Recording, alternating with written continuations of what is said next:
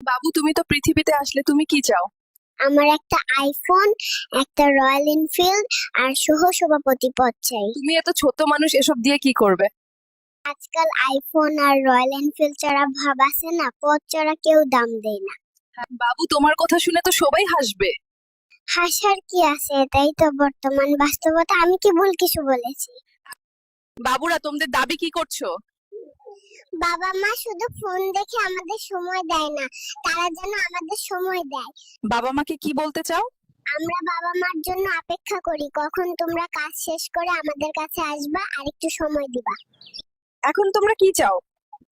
বাবা মা সময় না দিলে আমরা কার সাথে খেলাধুলা করব? তারা যেন কাজের পাশাপাশি আমাদের সময় দেয়। এই রাস্তায় কি মরে যাও না?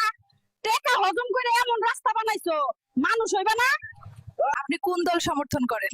দেখেন, আমাকে এখনই রাজনীতির মায়ের কাছে ফালায়েন না, আর কয়টা দিন শৈশবটা কাটাইতে দেন। समझ रहे हो समझ रहे हो आप समझ रहे हो তুমি কে? তুমি বাচ্চা হয়ে বড়দের সাথে পরীক্ষা দিচ্ছ কেন? স্যার, আমি এআই শিশু। আমি জন্মের আগেই এসএসসি পাস করেছি। তুমি জন্মের আগে এসএসসি কি করে পাস করলে? স্যার, হ্যাঁ। আমার মা যখন এসএসসি পরীক্ষা দিচ্ছিলেন তখন আমি তার গর্ভে ছিলাম। বাবু, তুমি বড় হয়ে কি হতে চাও?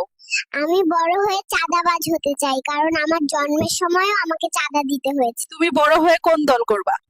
আমি একটা দল বানাবো, যে দলের সবাই চাঁদা উঠাবে আর আমাকে কমিশন দিবে। ছোট বাবু, তুমি পৃথিবীতে আসলেই, তোমরা কই ভাই বোন? আমরা 3 ভাই বোন, আমি, আব্বা আর আমার মায়ে। I owed him up.